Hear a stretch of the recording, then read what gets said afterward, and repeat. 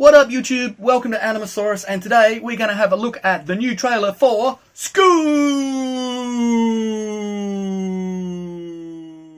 So the Scoob movie is set to be coming out in May 2020. In presentation interviews, Alison Abate, who was the Executive Vice President at WAG, or Warner Animation Group, she got to say, she said, there hasn't been a year since 1969 that Scooby Doo hasn't been on television. I'm really excited to see Scoob. Scooby Doo has been around since I was a kid. I can remember coming home from school and turning on the TV to watch Scooby Doo cartoons, and they were already reruns then. So the IP for Scooby Doo is very old, but let's take a look back at history and see what's brought it up to this date.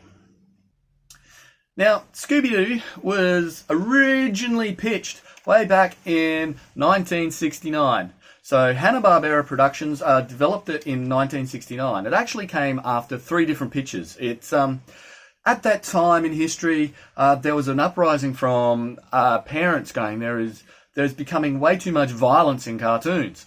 So what Hanna-Barbera were pitching was something that was going against the violence. They were going for a mystery-solving team.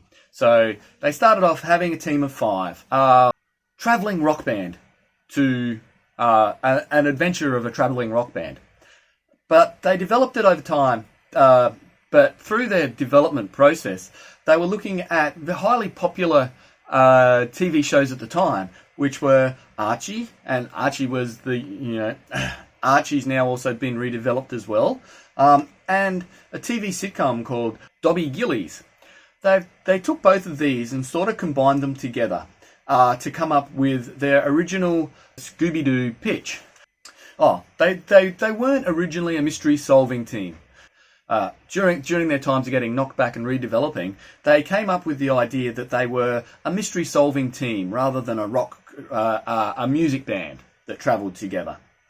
And then we all, and that's that lineup which was seen from 1969 of Fred, Wilma, Velma, Shaggy and Scooby have stuck together all this time. Now, while everyone knows him as Shaggy, he does have a real name. And if you want to find out what it is, hang around till the end and I'll tell you. So with the latest redevelopment of Scooby-Doo, it's getting produced by the Warner Animation Group. Now, Warners have been around for a long time. They have been acquiring all... A few years ago, Warner Brothers actually acquired the rights to the Hanna-Barbera library. Now, a lot of people got really excited at that point to go, all right, what does this mean? Or what new things are coming out? And I guess Scooby-Doo is one of those IPs which has been chomping at the bit for a redevelopment. You might also know the Warner Animation Group from movies such as Storks, which is hugely underrated, absolutely love that, and the Lego Movie. The other side to this production is Real Effects. Real Effects have actually worked on some really cool movies as well. The 2 which spring to mind, which I think another really underrated one, was Book of Life. Now, I got a whole rant on Book of Life, especially with when it came out, but that's another video completely. The other movie that you might know them from is Freebirds. Director Tony Schiavone really wanted to go back to the authentics of the first original Scooby-Doo, Where Are You? In interviews when they have been talking about this project, Tony Schiavone said, one key is not to lose the charm of the original. And they took a lot of inspiration from the original drawings from Ayome Takamoto. Really wanted to analyse what he was trying to capture in that time. When Ayome created Scooby-Doo, he wanted to create a very charming dog that was full of personality, but wasn't perfect.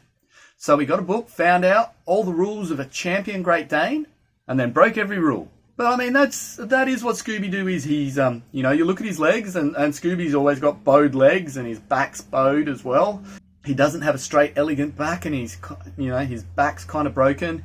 His belly hangs out, his chin is soft, his ears and eyes are constantly asymmetrical. Which is one of the things I love about when you actually watch the trailer is the way that they have pushed that his eyes are always kind of skew, and his ears are different. I love that about Scooby-Doo in his original drawings, that they were always cockeyed, even though it was 2D and it was easier to draw it that way when you actually do something 2D. like that. Like when you go back to the Peanuts movie as well, Sony did a beautiful job of actually capturing the original 2D on that. So I'm looking forward to seeing that transverse over to how they handle it with Scoob as well. When they were thinking about Scooby Doo, they were also thinking about other animals that were really prominent at this time, and the character which they really wanted to bring back into their thing was Astro from the Jetsons. So a lot of Scooby Doo was based off of Astro from out of the Jetsons. One of the really exciting things about this new Scooby Doo movie is, especially when I first heard it, I'm like, oh wow, the guy they've got to do Scooby Doo's voice is so cool. It sounds just like the original. And what's absolutely amazing is it is the original guy, Frank Welker, who's done the voice still from Scooby Doo way back in 1969 to this modern version. It's still Frank Welker who does the voice for Scooby Doo.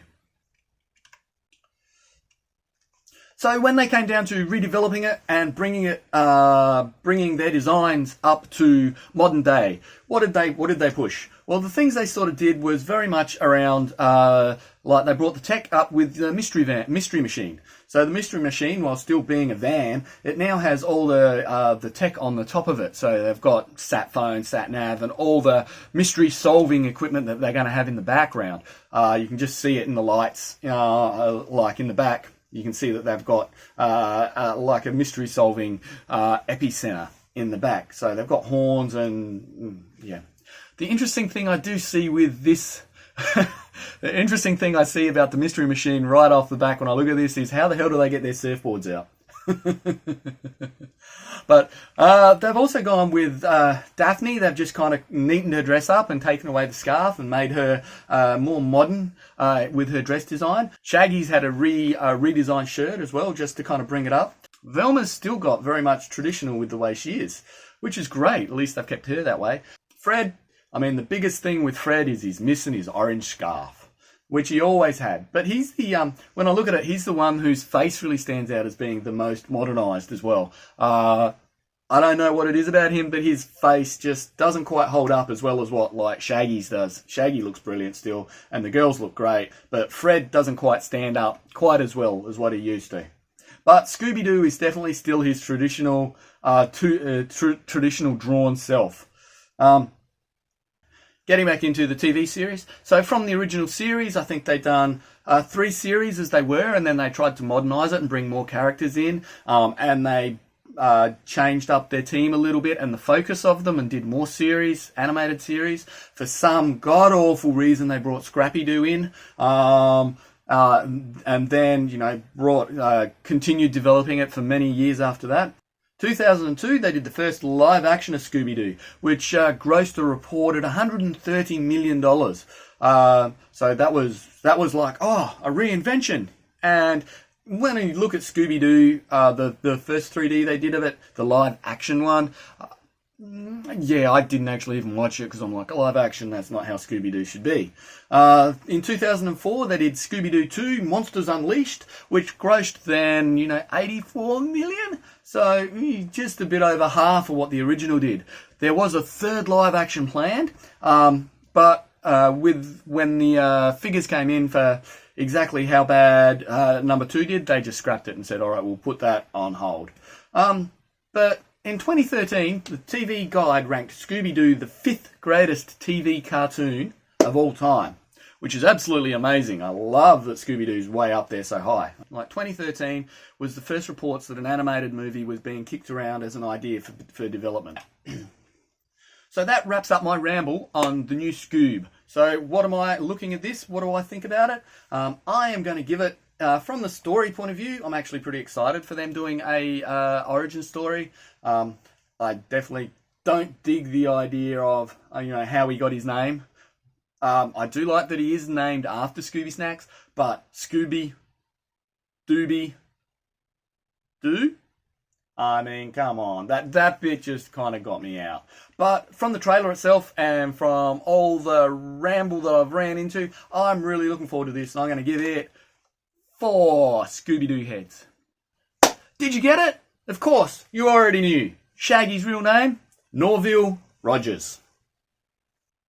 So what do you think? Do you think this version of Scooby-Doo is going to live up to the original cartoons, or do you think it's going to forever sink underneath the weight of the live action? Leave your comments down below. So until the next time, I say, Ruby Dooby Doo!